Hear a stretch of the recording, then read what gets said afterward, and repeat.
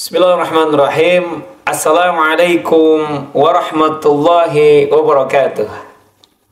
Hamdan wa syukran lillah, amma ba'd. Bersyukur kita kepada Allah subhanahu wa ta'ala. Salawat dan salam kepada Nabi kita Kangjeng Nabi besar Muhammad sallallahu alaihi wasallam, kepada keluarganya, para sahabatnya, dan mudah-mudahan kita semua diakui sebagai umatnya mendapatkan syafaatul uzma di yaumil qiyamah. Amin Allah ya rabbal alamin. Pemirsa yang dirahmati Allah subhanahu wa ta'ala, alhamdulillah pada kesempatan ini kita masih diizinkan oleh Allah subhanahu wa ta'ala, masih diberikan umur oleh Allah subhanahu wa ta'ala. Mudah-mudahan umur yang Allah berikan kepada kita, kita gunakan, kita pergunakan dengan hal-hal ibadah kepada Allah subhanahu wa ta'ala. Pemirsa yang dirahmati Allah subhanahu wa ta'ala, hari ini kita juga sedang berikhtiar, berjuang. Al-Alim menyampaikan pesan dakwah lewat podcastnya kepada pemirsa yang mudah-mudahan apa yang disampaikan, materi yang dikupas menjadi materi yang insya Allah dapat dirasakan kemanfaatannya dan juga menjawab tantangan masyarakat, tantangan jamaah, tantangan umat saat ini. Lalu tantangan umat saat ini apa? Kalau kita lihat di media massa ataupun di media sosial, hari ini banyak problematika yang sedang dihadapi oleh masyarakat. Entah itu judi online, entah itu persoalan-persoalan yang lainnya. Bahkan yang sedang viral hari ini, yang sedang booming hari ini, yang kita sama-sama simak. Bagaimana satu tayangan media memunculkan, menggiring kepada kepercayaan kita terhadap hal yang gaib, yang pada akhirnya membuat kita, akidah kita dipertanyakan. Masya Allah. Lalu apa sebetulnya hal-hal yang mengganggu ataupun hal-hal yang menjadi bahan pemikiran kita hari ini? Yang pertama, ketika kita melihat hari ini di media sosial, bahwasanya apa yang dilakukan, tidak peduli itu baik dan buruknya, yang penting bisa naik ke permukaan, yang penting bisa orang lain mengikutinya. Padahal sekali lagi, apa yang kita share, apa yang kita berikan, apa yang kita sajikan, baik tulisan kita, baik tayangan kita, Masya Allah, semua akan dipertanggungjawabkan di hadapan Allah subhanahu wa ta'ala.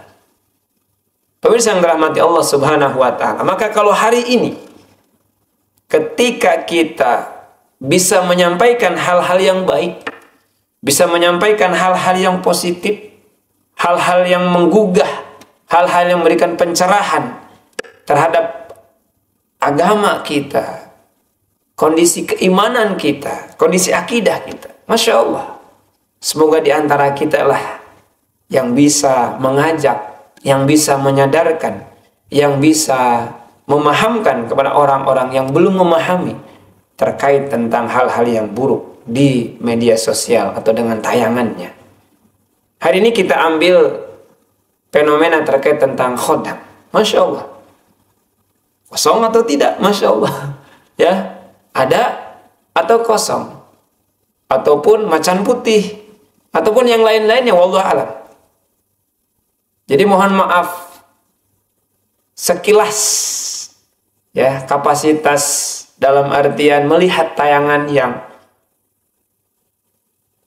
menampilkan atau menyajikan terkait tentang khodam, dan itu apakah memang yang pertama terkait tentang tayangan yang untuk menghibur atau tayangan yang memang disajikan hanya iseng-iseng saja belaka.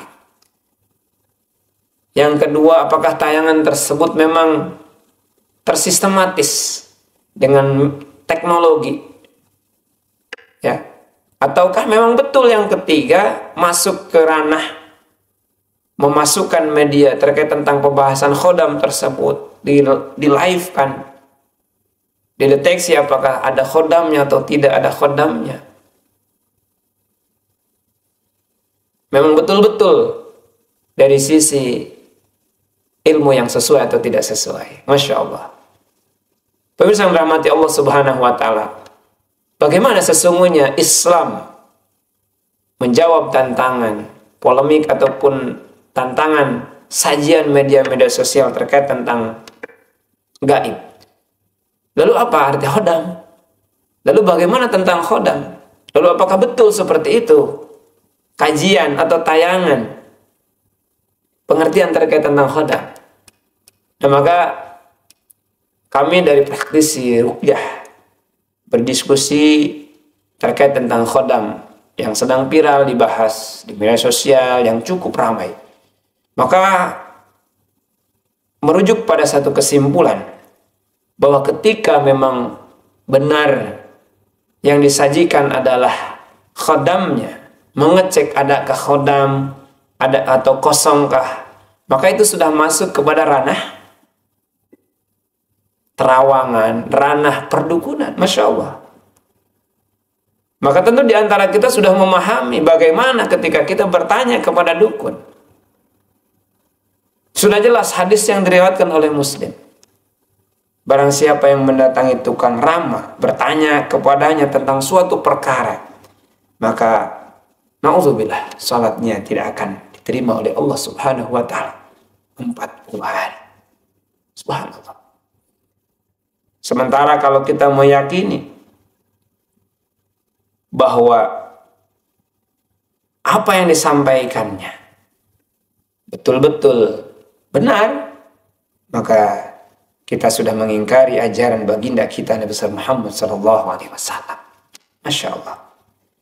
Namun tentu al-amru bimaqasidiha, yang disajikan live-nya, tayangannya, ya, ketika keinginan seseorang itu apa sebetulnya. Lalu kita juga mencoba untuk bertanya. Nah, pertanyaan kita apakah hanya sekedar ingin tahu atau bertanya memang berkeinginan memahami atau membongkar bagaimana ketidaksesuaiannya. Tentu kembali kepada kita. Namun pengertian yang dimaksud khodam di sini secara syariat adalah khodam. Kalau secara bahasa mungkin kita memahami bahwa khodam itu adalah bujang, pembantu. Setiap kita itu memiliki qarin atau jin qarin. Tetapi ketika dimaknai khodam, artinya pembantu atau jin yang membantu.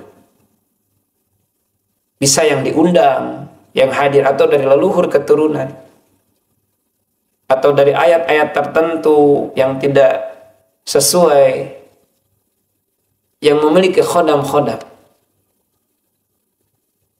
Artinya bisa disimpulkan dalam proses khodam ini adalah permohonan kepada bangsa jin untuk membantunya. Karena secara bahasa tadi bujang, khodam adalah pembantu.